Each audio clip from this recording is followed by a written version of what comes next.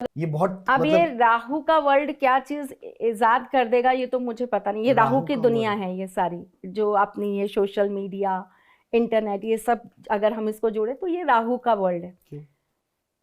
ये राहु के आधे पत्ते में आता है, सब इल्यूजन है।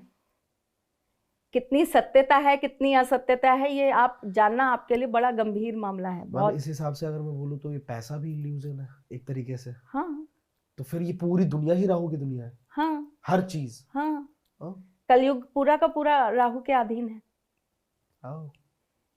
पूरा का पूरा सत्य का बोध कितने लोगों को है? हम्म। कितने लोग सत्य के साथ चल रहे हैं? जो सत्य बताने आते हैं उनको आप देखिए कमेंट्स, आप मेरे उस पर जाके कमेंट्स देखिए।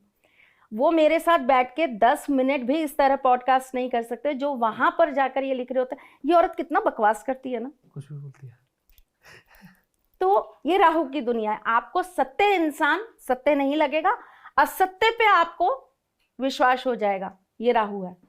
और जिसको ज्ञात हो रहा है इसका मतलब उसका गुरु बहुत अच्छा है, उसके ऊपर गुरु की बृहस्पति। बहुत कृपा है। हाँ, बृहस्पति। और आपको इस चीज को, अब लोग कहेंगे कि ये एस्ट्रोलॉजिकली बात करें, नहीं नहीं नहीं, मैं आपको इसको साइंस के साथ भी जोड़कर बता सकती हूँ।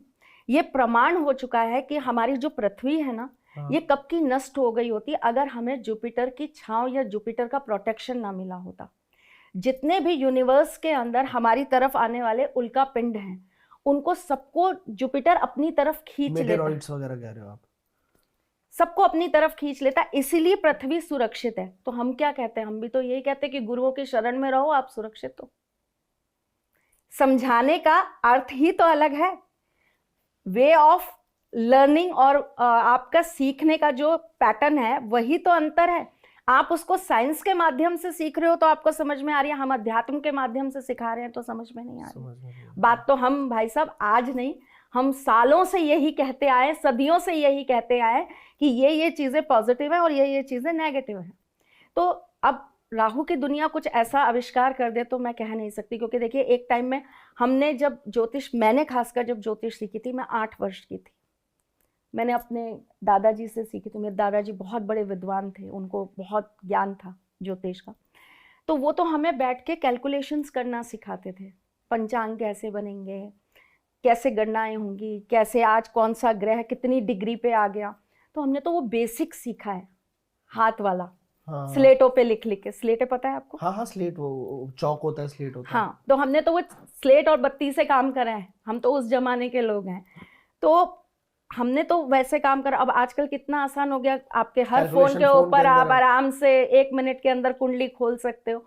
तो देखिए कुछ भी हो सकता है, मैं उसका वो नहीं कहती। आप अगर ये कहते हैं कि क्या ऐसी कोई चीज इतिहास में है, तो इतिहास में तो बहुत सारी चीजें हैं, बहुत सारी चीजें। अगर आप बात करेंगे कि क्या किसी का भविष्य, पर्टिकुलर किसी इंसान का भविष्य बताया जा सकता है, तो बहुत सारी चीजें हैं जिसके थ्रू पर्टिकुलर उस इंसान का भविष्य बताया जा सकता है। जिसके अंदर सबसे पहले तो उसकी अपनी कुंडली आती है, जन्म पत्री आती है। उसके बाद बहुत कुछ पहले से लिखा हुआ है। भृगु संहिता के बारे में सुना है आपने? हाँ सुना है। आपके बारे में बहुत कुछ पहले ही लिखा जा चुका है। सेम इसी के ऊपर नाड़ी शास्त्र है जो साउथ में बहुत चलता है। नाड़ी पात्र, उस नाड़ी के, नाड़ी शास्त्र के अंदर ताम पत्र होते हैं।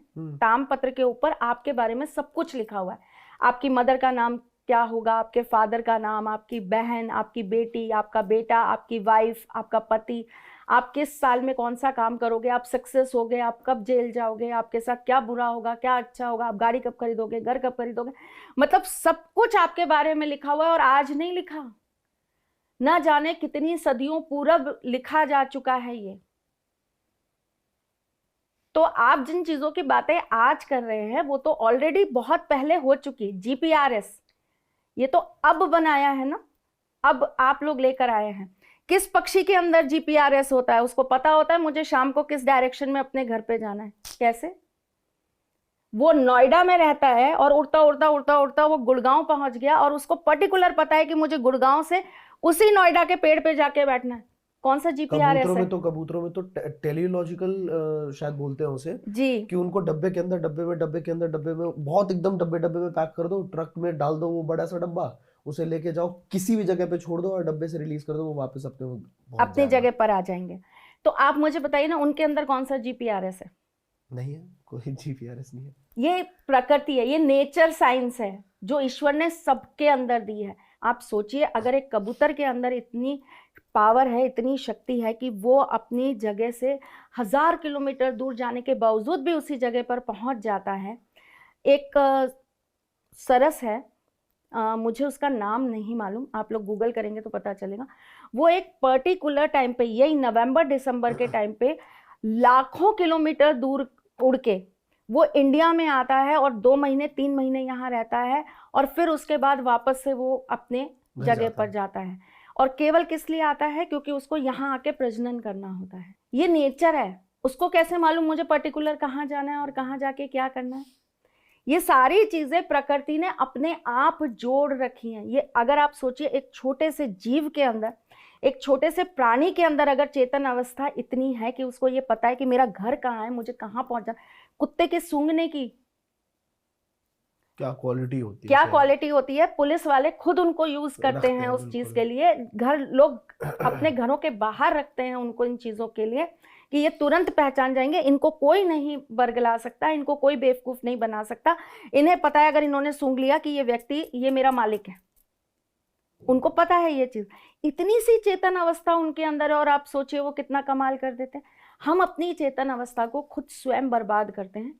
हमारा जीवन क्या हो गया? उठिए, खाइए, पिए, चलिए ना, हमने उसके अंदर पैसा कमाइए, बहुत कुछ करिए और जिंदगी को यूं ही टाटा बाय बाय कर दीजिए। हमारी जो मनुष्य योनि है, ये मनुष्य योनि बेसिकली इसीलिए हमें प्राप्त होती है क्योंकि हमने बहुत पुण्य किए होते हैं, और इस योनि में आकर हम कुछ भी कर सकते हैं। कुछ भी, कुछ भी। हमारे अंदर इतनी पावर है। आप मुझे अगर एक छोटे से बच्चे को अगर आप मेरे पास ट्रेन करने बैठा दें और आप ये कहें मैं 15 साल बाद इस बच्चे से मिलूंगा, मैं तब तक इसके साथ कोई अपना संपर्क नहीं रखूंगा, तो आप उसकी एनर्जी 15 साल बाद देखिएगा, आप खुद हैरान हो जाएंगे। लोगों को पता ही नहीं है कि हमारी जो चीजें ना, सबको ऐसा लगता है अंधविश्वास फैलाते हैं। हम अंधविश्वास नहीं फैलाते, हम ही शायद विश्वास को कायम रखने की बात करते हैं। हम ही आपको आज की दुनिया के अंदर समझा रहे हैं कि ये चीज गलत है, ये मत करिए, ये चीज सही है, इसको करिए। इसका सबसे बड़ा लॉजिक ये है कि आपके अंदर जो शक्तियां हैं ना, आपको खुद को उसका ज्ञान नहीं है। आप हनुमान जी की तरह अपनी शक्तियों को भूलते जा रहे हैं। और फर्क क्या था? वो स्वयं भगवान होकर, स्वयं रुद्र का अवतार होकर, वो फिर भी इस चीज के लिए रेडी थे कि मुझे कोई मेरी शक्तियों का आहन कराएगा तो मैं आहन करने के लिए तैयार हूं, समझ जाऊंगा, मैं सीखूंगा, मैं उसके आगे नतमस्तक होके ही कहूंगा कि हाँ ठीक है, मुझे नहीं आता, आप बताइए, आप याद कराइए, मैं याद कर लूंगा। उनके अंदर उतनी सौम्यता थी, उतना समर्पण था। फिर चाहे वो कोई भी हो, कोई भी, उनसे छोटा बच्चा भी अगर उनसे कहे हनुमान जी आपके अंदर तो ये शक्तियां, अरे मैं तो भूल गया था बेटा, अच्छा ठीक है, याद आ गया, मैं महाबली हो गया। ठीक, हम मनुष्य के अंदर क्या है, ईगो जागृत हो जाती है। तुम बताओगे मुझे ये आंटी आके ज्ञान देंगी हमें।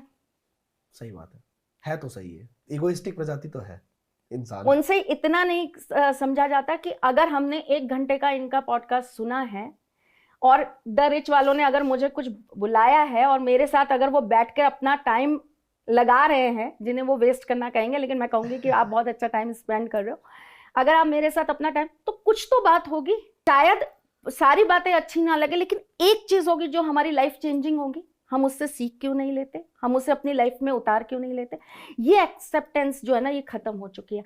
हम शिक्षक बनना चाहते हैं, हम विद्यार्थी बनना ही नहीं चाहते। और जबकि मैं कहती हूं आपके लिए एक घंटे का जन्मा बच्चा भी एक बहुत अच्छा शिक्षक है, अगर आप उससे सीखना चाहें तो। कैसे? आप बच्चे को देखिए ना, उसको स्पष्ट समझ में आता है, उसकी आंखें भी नहीं खुली, फिर भी उसको ये पता है कि मैं 9 महीने किसकी कोख में था। वो उसकी गोद में जाकर सिक्योर्ड है, वो वहां जाकर चुप है। हम क्यों नहीं हो पाते सिक्योर्ड? हम अपने ही परिवार के बीच में ये सोचते रहते हैं मेरी माँ ऐसी है, मेरे पिता ऐसा है, मेरा भाई ऐसा है। हम तो यही करते रहते हैं क्योंकि हम में ना समर्पण की जो भावना है वो खत्म हो चुकी है। मुझे लगता है अगर किसी को मोक्ष भी चाहिए तो शायद लास्ट स्टेज उसका मतलब समर्पण, इंसानी जिंदगी के अंदर ही शायद वो कुछ ऐसे कर्म कर सकता है जिससे उसको मोक्ष मिल सकता है। प्रोबेबिलिटी ज्यादा इंसानी योनि में ही है शायद। आप बताएं। किसी और इंसान, योनि में तो आपको वो क्या इंसान योनि पुण्य कर मिलती लेगा। ही मोक्ष के लिए है। आपके ऊपर ये हाँ निर्भर करता है कि आप उसको कितना लेते हैं और कितना आप नहीं ले पाते, और आप ये मेटेरियलिस्टिक वर्ल्ड के अंदर घूमते जाते हैं। वही वही मैं कह रहा था कि यही चेतना जागृत करने की बात कर रही हूँ, जिसके लिए ऋषि मुनि जा जाके सालों साल साधनाएं करते हैं। यही चेतना। मोक्ष कैसे मिलता है ये आप बताएं थोड़ा। आपके कर्म, आपकी दिनचर्या, आपकी सोच, मन वचन और कर्म, इन तीनों चीजों को मिलाकर मोक्ष मिल सकता है, जिसके अंदर भाव भी आते हैं, भक्ति भी आती है, प्रेम भी आता है।